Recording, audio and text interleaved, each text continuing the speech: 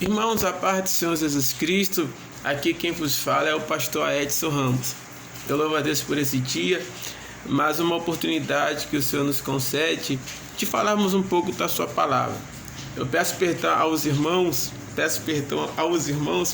porque o nosso cenário aqui não é aquele cenário de livros, Atrás aqui tinha uma escrivania, mas é aonde eu paro para meditar na palavra de Deus e aonde o Senhor tem me concedido fazer esses vídeos, para a glória de Deus.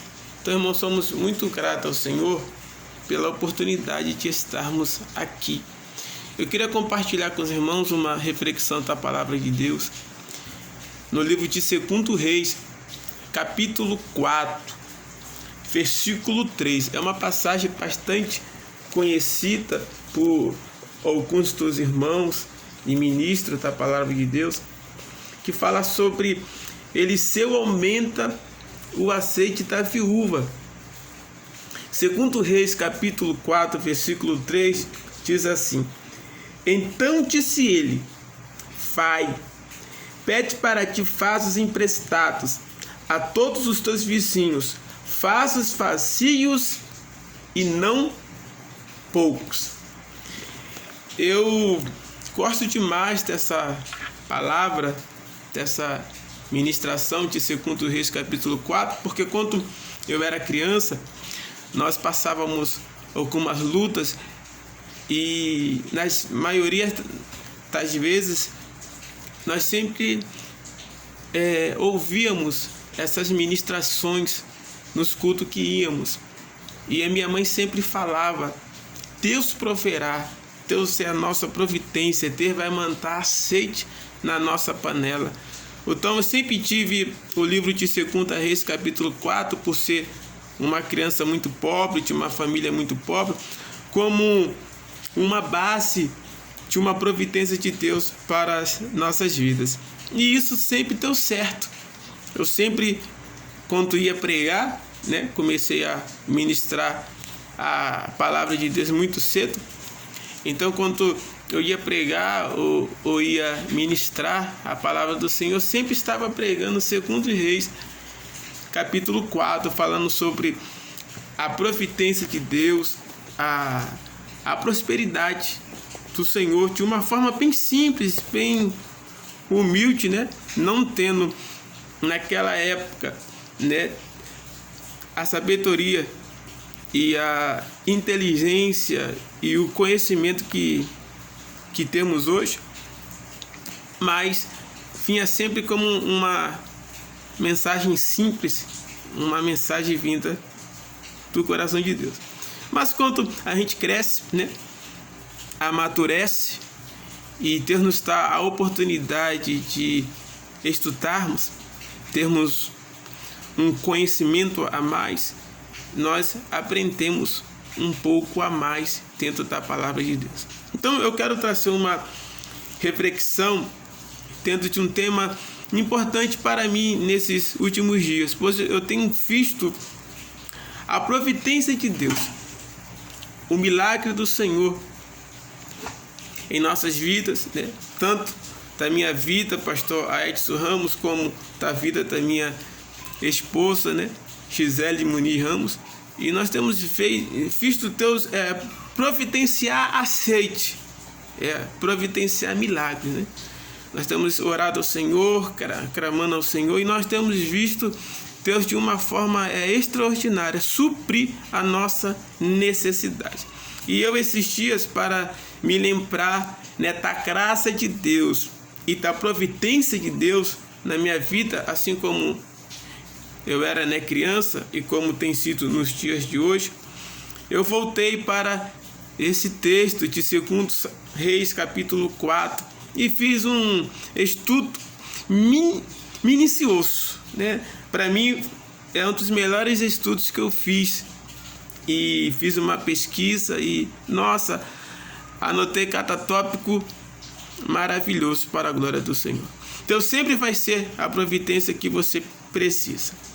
eu quero ministrar essa reflexão em cima de um tema: a essência do azeite da viúva. Vai ser o tema da nossa reflexão. A essência do azeite da viúva. Deus sempre vai querer o que você tem. Deus nunca vai querer o que você não tem e o que você não é. Então nós temos uma base muito forte aqui nesse capítulo 4, já no versículo 1. O versículo 1 de 2 Reis, capítulo 4, diz assim: em uma mulher das mulheres dos filhos dos profetas, clamou a Eliseu dizendo: meu marido, teu servo, morreu.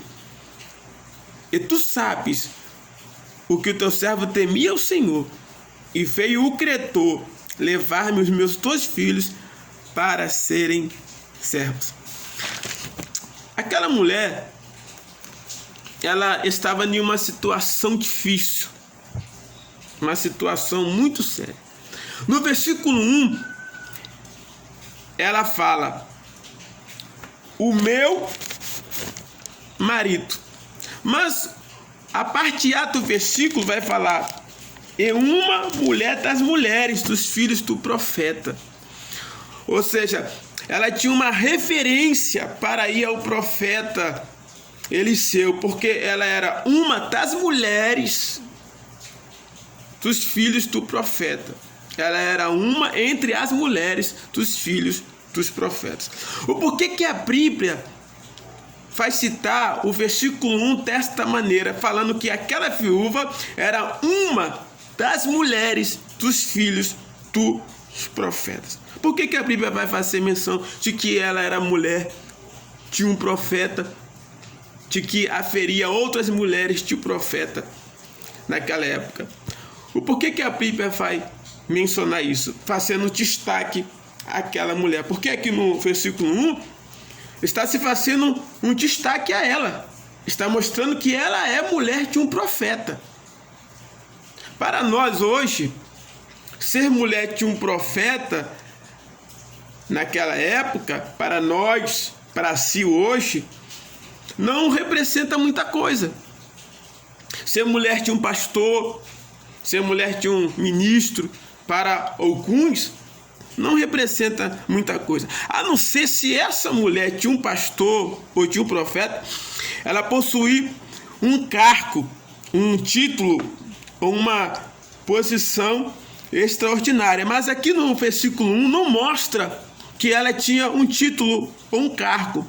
Mostra que o título e o cargo que ela tinha, que ela era mulher de um profeta. Indica então que ela era uma pessoa importante. Ela não era qualquer pessoa. Ela era uma mulher importante. Mas ela era uma mulher importante por ser mulher de um profeta? Sim.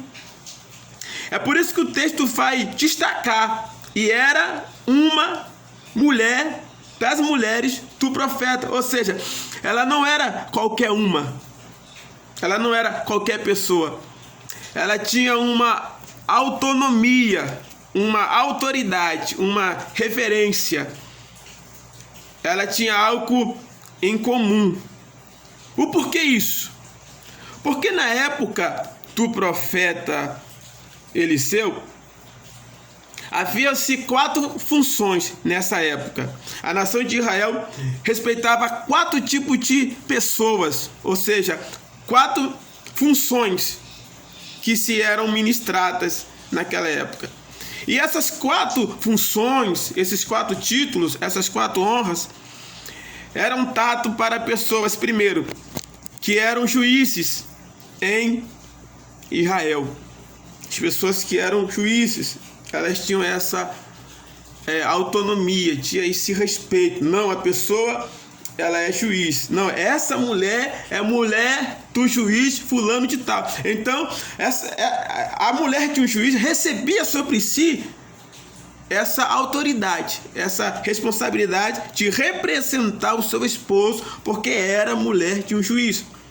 Então, na nação de Israel, como eu falei, havia 4 funções fundamentais que a sociedade, o povo de Israel respeitava. Primeiro, os juízes. Também se respeitava a mulher dos juízes, né? Nós temos aí o livro de Juízes, no qual foi escrito quando o povo tomou a terra de Canaã e os juízes governaram por 300 anos. Depois entrou a monarquia, né? A época dos reis. Então, o segundo tipo de pessoas que tinha autoridade na nação de Israel, depois dos juízes, eram os reis, né? Então as pessoas olhavam e falavam, não, é o rei Davi, o rei Saul, o rei tal e tal. E, consequentemente, a mulher que era esposa do rei, ela era respeitada. Olha, a rainha está vindo aí, a esposa do rei. Então ela tinha uma autonomia, ela tinha um respeito muito grande. A terceira pessoa que era respeitada entre a nação e o povo de Israel era o sacerdote.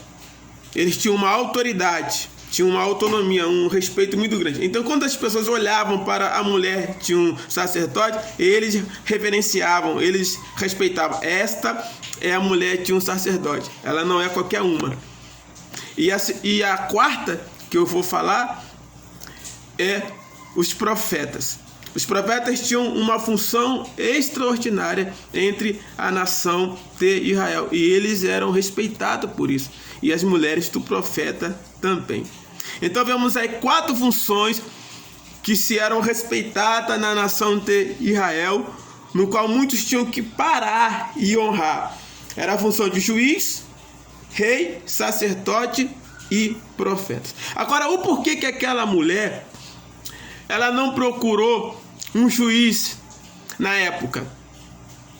O porquê que aquela mulher ela não procurou um rei na época?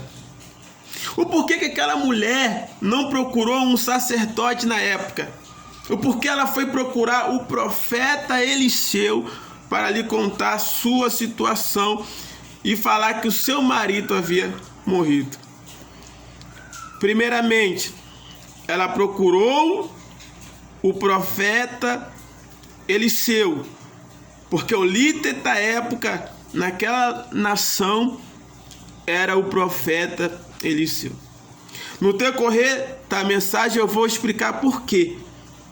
Por que eu estou falando isso? Porque o rei Acabe havia acabado de falecer. A nação estava sob o domínio da Assíria. E naquela época, quem cuidava das viúvas e dos órfãos e administrava boa parte da liderança dos juízes eram os profetas. Eles tinham essa função de também julgar judicialmente. Nós vemos aí um profeta completo, que era Samuel, né? Samuel era juiz, sacerdote. Ele era completo e também era profeta. Então Samuel era juiz, sacerdote e profeta, né? Nós temos aí um grande homem que ele poderia também ter sido grande, né? Que era o rei Davi. Davi poderia ter sido juiz, rei, profeta. Ele só não foi sacerdote, mas Davi poderia ter estado nesses 4 cargos, que só pertencem a Cristo. Cristo é juiz, rei, sacerdote e profeta, segundo a ordem de Melquisedeque. Então o único que tem essas 4 funções é o Senhor Jesus Cristo. Jesus é nosso juiz, é nosso rei, é nosso sumo sacerdote e é o profeta das nações. Então nós vemos aí que a honra e a glória pertencem a ele. Então vemos aqui no diálogo da narrativa do capítulo 4, eu já expliquei a primeira parte, porque que a Bíblia identifica ela como a mulher das mulheres do profeta, por questão de honra. ela é mencionada dessa maneira, porque ser profeta naquela época era uma grande função, uma grande responsabilidade. E vemos aqui no decorrer da conversa, ela vai ao profeta e ela fala, né, o meu marido. E ela vai questionar, ela vai falar assim, ó, e o meu marido era teu servo. E ela afirma, ele morreu. E ela fala ao profeta, tu sabes. Quer dizer que o profeta Eliseu conhecia o marido daquela mulher. Segundo a tradição judaica diz que o marido daquela mulher era Obadias. Quem era Obadias? E o porquê que Obadias morreu? Nós temos aí duas perguntas importantes. Quem era Obadias e por que Obadias morreu? Obadias, ele era aquele profeta que sustentou os profetas quando fugiam da presença de Jezabel. Jezabel deu uma ordem, decretou que os profetas tinham que ser mortos no período que ela perseguiu o profeta Elias, né? Elias, nós vemos ali Elias naquela cena onde ele está no Monte Carmelo clamando ao Senhor e mata os 400 profetas de Baal e os 450 profetas de Azera. E ali Jezabel fica indignada por essa carnificina que Elias propôs ali contra ela e o reino e manda matá-lo. E o profeta Elias, ele foge da presença de Jezabel. E nesse período, os profetas também estão ameaçados de morte. E quando o profeta Elias se depara na situação, ele fala assim, Senhor, só eu fiquei. Mas a palavra divina, a resposta divina para o profeta Elias foi, não, Elias, contigo eu guardei mais 7.000. Né? Segundo a tradição judaica, a crença judaica diz que a primeira escola de profeta criada na Bíblia foi pelo profeta Elias. Quando a Bíblia vai falar que o profeta Elias, se eu não me engano, lá em 2 Reis, capítulo 12, ele sai com o profeta Eliseu, ele diz assim, ó, eu vou para Gilgal, eu vou para Jericó, eu vou para Gileade, e o profeta Eliseu diz assim, eu vou contigo. A tradição judaica diz que o profeta Elias tinha escolas de profetas nesses lugares, ou seja, era a sua subsede. A sede da escola dos profetas ficavam em Jerusalém, mas quando Elias percorria esses lugares ali, era visitando, vendo e organizando o seu povo. Elias, ele tinha aproximadamente, em sua época, que ele tinha essas escolas de homens de Deus, profetas do Senhor, Elias tinha aproximadamente 70.000 pessoas. 70.000 pessoas que serviam, né? Que seguiam ao profeta Elias, né? Se fosse hoje, meu irmão, eu com 70.000 me seguindo no Instagram, no Face, no YouTube, nossa, no Twitch, ia ser uma maravilha, ia ser uma glória tremenda, né? 70.000 pessoas seguindo ali o profeta Elias. Porém, quando a perseguição aconteceu, os profetas, os seguidores de Elias, os abandonaram. É por isso que o profeta, ao orar ao Senhor, ele fala assim, só eu fiquei, porque ele se sente abandonado. Todos abandonaram por medo da perseguição a qual Jezabel havia feito contra os profetas do Senhor. Nesse período, Acabe contrata como servo Obadias. Então, Obadias era servo do rei Acabe. E a história vai nos dizer que Acabe sai para guerrear em uma guerra contra a Assíria, que a capital era a Síria, né? Ali. E nós observamos que Acabe morre. E nesta guerra, Acabe morre E particularmente com a morte do rei Acabe, a história vai nos falar que Obadias é morto também, porque Obadias era servo de Acabe. E Obadias morre junto com o rei Acabe. Aí eu me perguntei, quem foi que matou o rei Acabe? Quem foi que matou Obadias? E na história judaica diz que quando a Síria veio guerrear contra Israel, e Israel foi guerrear contra a Síria, o capitão era o general Naamã. Então a história judaica vai falar que Naamã foi o responsável pela morte do rei Acabe e pela morte de Obadias. E segundo a tradição judaica diz que quando Naamã sai, ele se retira ali da nação de Israel, ele leva cativa uma menina como escrava, de aproximadamente 12 anos. E a tradição judaica diz que quando o povo soube da morte de Acabe, o seu rei, lançou uma maldição contra Naamã. Foi por isso que surgiu a lepra de Naamã. Está lá em 2 Reis, capítulo 5. Né? Naamã se encontra leproso, mas a história diz que aquela lepra foi uma maldição do povo por ele ter matado Acabe. E Naamã ficou leproso. E a menina conhecia o profeta Eliseu e sabia quem era o profeta Eliseu. É por isso que ela menciona: se tu estivesse em minha terra, em Samaria, o profeta oraria e tu ficaria curado desta enfermidade. Então, por essa morte do rei Acabe, ocorreu muitos males na nação de Israel. Mesmo o reinado de Israel indo para a mão do seu filho Jotã, que eu vou falar dele daqui a pouco, não trouxe muitas soluções sobre a nação. Então, esta mulher ela se encontra em uma situação de calamidade. Ela vai clamar por ela e vai clamar pelos seus filhos, porque o texto diz assim: meu marido, teu servo, morreu, e tu sabes que o teu servo temia o Senhor, e veio o credor a levar-me os meus 2 filhos para serem servos.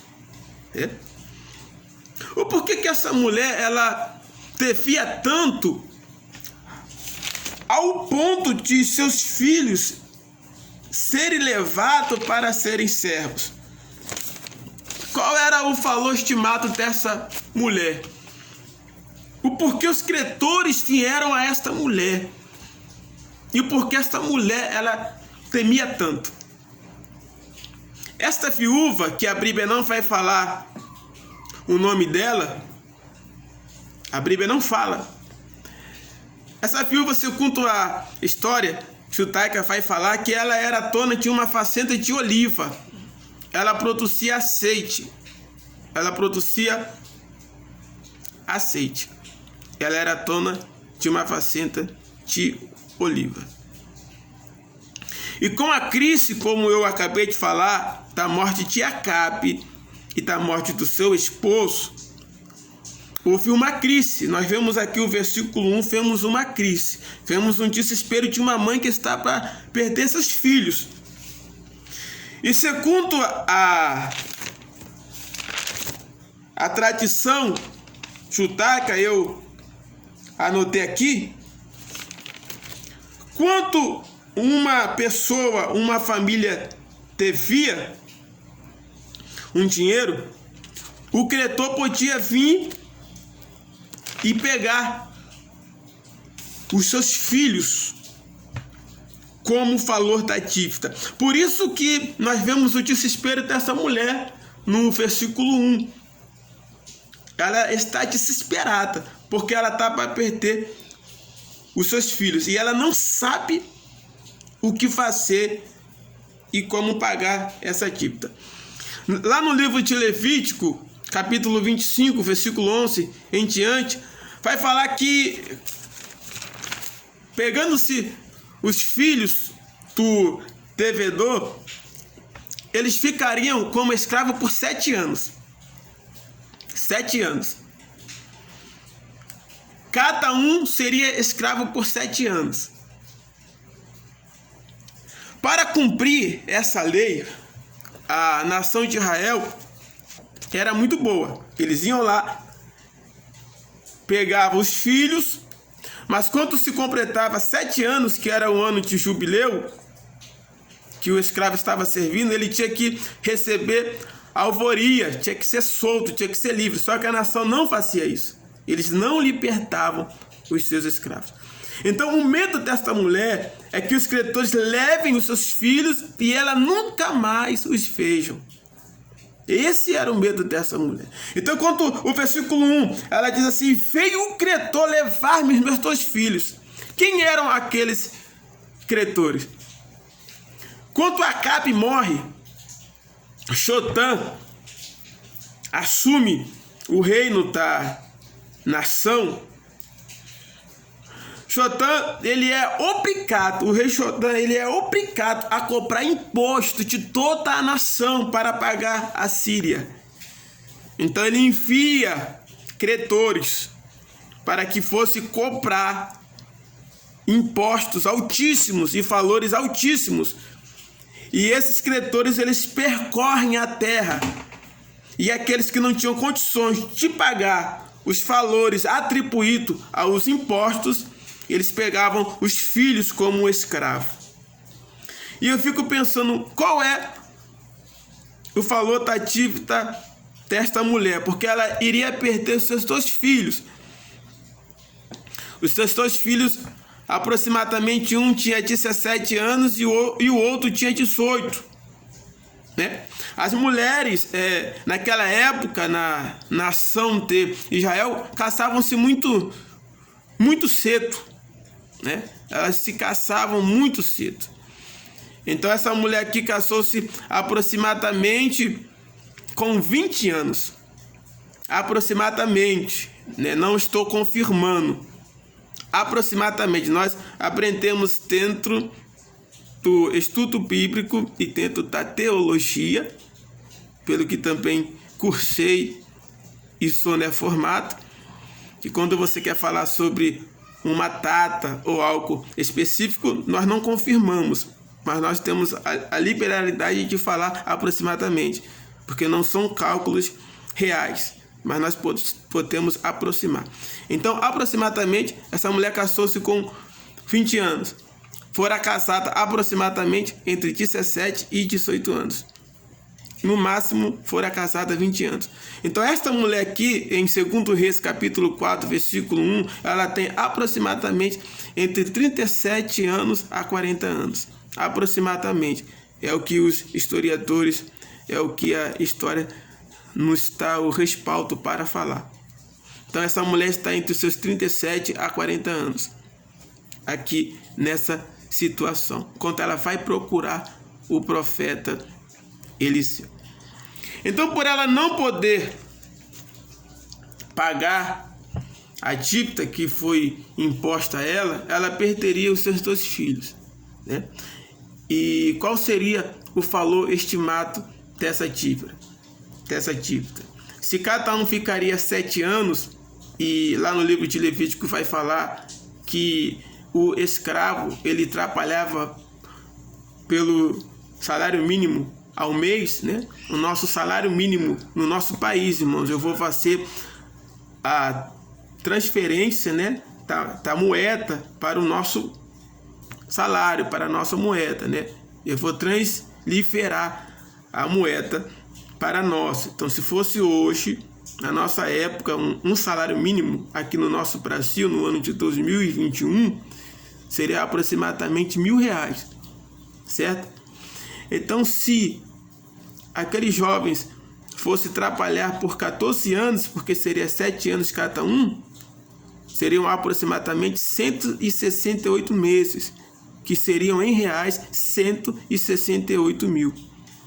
Então, aproximadamente, aquela mulher em salário mínimo estaria devendo aos seus credores R$168 mil. Amém? Fazendo esse cálculo e essa simulação, nós temos aí um valor estimado aproximadamente em nossa moeda nos dias atuais de R$168 mil era a dívida daquela mulher que, levando-se os seus 2 filhos, teriam que pagar. Mas ela tem uma solução. Aqui no versículo 2, ela vai ao profeta. E Eliseu lhe disse: que te tenho eu te fazer? Né? Nós vemos aqui que o profeta Eliseu, ele se assusta com a ousadia daquela mulher, né? Com a iniciativa daquela mulher. Ela sabe o Deus que ela serve, ela sabe o Deus que o marido dela serviu, e ela chega para o profeta, segundo Reis capítulo 4, versículo 1, ela lança um desafio para o profeta sem medo, né? Aproveitando essa deixa aqui, eu quero falar para você: não tenha medo dos desafios, em nome de Jesus Cristo.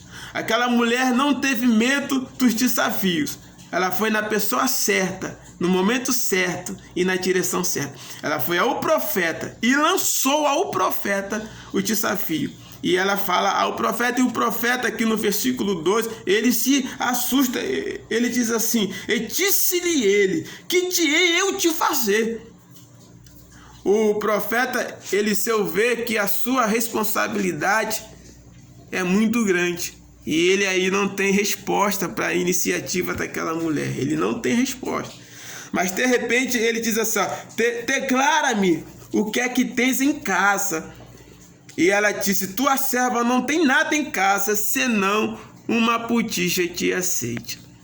Eu fico pensando, a mulher passando por uma dificuldade tremenda, extraordinária, tendo um azeite em casa e ela não o consumiu. Ela não usou aquele azeite como alimento para ela e os seus filhos, e ainda tinha uma reserva. Aí, irmãos, você sabe que a gente que é pregador, pesquisador da palavra, a gente vai pesquisar. E eu fui procurar saber o porquê que ela não usou aquele azeite que havia em sua casa. Sabe o que foi que eu descobri? Eu descobri, anotei aqui, que aquele azeite da viúva não era comestível, não era para alimentação. Era aquele azeite uma essência especial que era usado para curar. Pois naquela época existia 4 tipos de azeite, cada qual para um uso. O primeiro azeite que os judeus usavam, eles usavam para o seu alimento. O segundo tipo de azeite, eles usavam para unção, para ungir. O terceiro tipo de azeite, eles usavam como bálsamo, como perfume. E o quarto tipo de azeite era usado para curar. Aí eu me lembrei, irmãos, de Lucas capítulo 10, versículo 34. Quando Jesus Cristo fala do bom samaritano, que encontrando aquele estrangeiro no caminho, derrama sobre ele o azeite. Aquele ali é o azeite da cura, que o judeu usava especificamente para isso, para a cura, para um ministério médico, para a cura. Então é muito interessante saber o porquê que ela não usa